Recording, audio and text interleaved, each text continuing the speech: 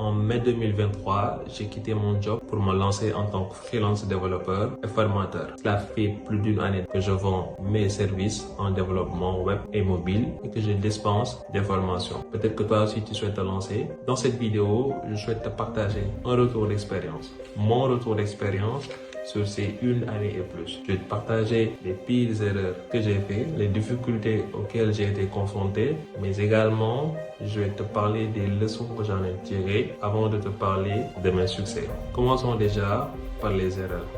La pire erreur que j'ai faite, c'est d'avoir mal parlé à un client. Cela m'a coûté cher, je vous assure. C'est mon meilleur client, disons. Et pourtant, l'erreur ne venait même pas de lui. Il y avait un virement qui devrait être fait. J'étais dans le besoin. Chaque jour, je l'envoyais un message. Chaque jour, je l'appelais. Il ne répondait pas du tout à mes messages. Ou bien, il répondait tardivement. Je lui ai laissé un petit message. Peut-être qu'il a interprété mal. Et on a rompu comme ça. Et pourtant, c'était mon meilleur client. C'était le client qui m'a rapporté le plus de revenus. D'une part, je regrette pas parce que je me dis que c'est le destin, c'est juste la vie, mais de l'autre part aussi, professionnellement parlant, je me dis que je pouvais agir autrement. Et ce n'était pas le seul. Il y avait d'autres clients qui ne respectaient pas des fois le contrat ou bien qui tardaient à régler leur compte avec moi et du coup, ça m'énervait, ce qui faisait que je m'éclatais, je parlais mal. La deuxième erreur, c'est de ne pas avoir pris le temps d'analyser et d'estimer bien le projet juste pour encaisser le client.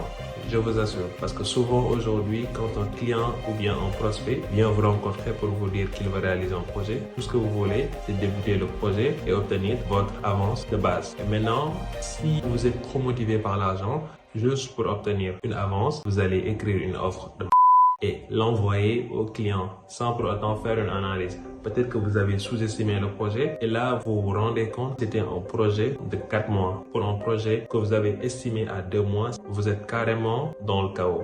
Bien sûr, j'en ai tiré des leçons dans le milieu professionnel. Il faut reconnaître l'importance du professionnalisme, l'importance d'avoir de bonnes relations avec ses clients. Donc, quoi qu'il en soit, ne pas trop vite réagir. Il est important d'avoir une maîtrise en soi, quelle que soit la situation. Il faut essayer d'être en bonne relation avec les autres. Ne pas hausser le ton, parler d'une manière respectueuse aux autres. Même si vous êtes en colère, ne le montrez pas. Ne réagissez pas trop vite quand vous êtes en colère. C'est mieux de se taire que de parler ou bien d'envoyer des messages choquants. Parce qu'on ne sait jamais, demain, vous pouvez avoir besoin d'un d'eux. Également, eux aussi, ils pourront avoir besoin d'eux. Même si vous êtes en rupture, essayez de rompre en bon terme. L'autre chose également que j'ai apprise, c'est qu'il faut prendre le temps d'estimer les projets et dans les offres que vous envoyez aux clients, d'être le plus concis possible. Aujourd'hui, s'il s'agit de développer une application, prenez le temps de bien l'estimer, mais également prenez le temps à tout détailler. Donc, ce que vous allez faire, ce que vous n'allez pas faire, ce qui sera à votre charge, ce qui sera à la charge du client. Et du coup, ça va éviter de futurs conflits. Également, prenez le temps de rédiger les conditions de votre prestation. Combien de temps ça va durer? Combien est-ce que vous demandez comme avance? Combien est-ce que vous demandez comme reliquat? S'il y aura une maintenance ou pas? Tous ces détails-là sont à mettre au niveau de votre offre pour éviter de futures disputes. Alors, la troisième leçon que j'ai apprise, c'est qu'il faut s'armer de patience quand on est développeur freelance.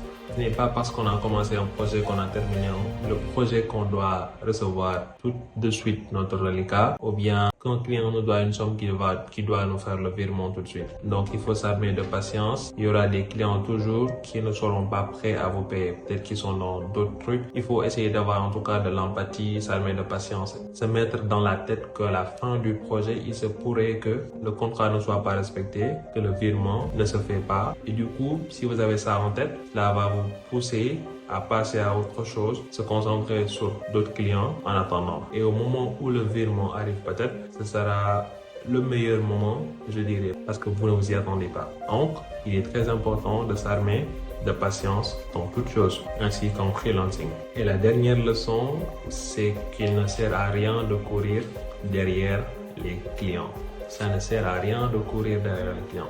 Si un client ne veut pas travailler avec toi, il ne va pas travailler avec toi. Aujourd'hui, il vous demande de réaliser, de lui proposer un devis ou bien de lui proposer une offre. Vous le faites et il ne vous fait pas de retour.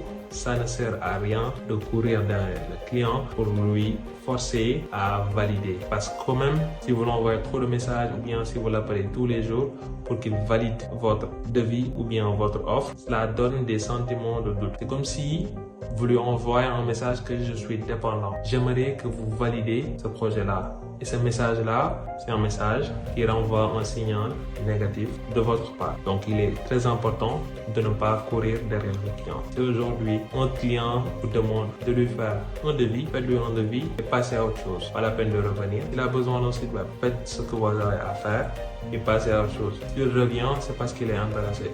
Il est important de retenir ça en tête. Aucun client ne va valider votre offre s'il n'est pas intéressé ou bien s'il ne vous fait pas confiance. Je ne terminerai pas cette vidéo sans vous parler de mes succès durant ces 1 année et plus. Principalement, c'est que premièrement, j'arrive à vivre de ma passion. Ça me fait vachement plaisir. Ce que je rêvais, c'est d'être sur place, chez soi, et de travailler et de gagner ma vie. Et au moment où je vous parle, je gagne ma vie chez moi. J'ai pas besoin d'être au bureau, scotché dans une salle du matin au soir. Aujourd'hui, j'ai la possibilité de sortir quand je veux, de dormir quand je veux, de travailler sur les projets quand je veux. Est-ce que c'est chouette? L'autre succès pour moi, c'est d'avoir fait au moins une petite réalisation. Aujourd'hui, j'ai pu générer du revenu qui m'a permis d'avoir ma chambre, mais également mon bureau et tout le matériel qui va avec. Peut-être que si j'étais en entreprise, j'aurais pas la somme, j'aurais même pas épargné pour pouvoir faire des réalisations. En 1 année et plus, je me dis que c'est assez satisfaisant. Autre succès pour moi, c'est que j'ai pu monter en compétences, techniquement parlant, grâce aux projets qui m'ont été confiés grâce à mes clients. Et ça me fait vachement plaisir parce qu'on est dans un domaine qui évolue et le fait de monter en compétences, ça rassure. N'oublions pas que le freelance, aujourd'hui en freelance, on est notre propre chef. Du coup, tu gères le projet du début à la fin, du développement au déploiement. Et si tu n'es pas organisé, si tu n'es pas assez bon techniquement parlant, tu risques d'avoir des problèmes.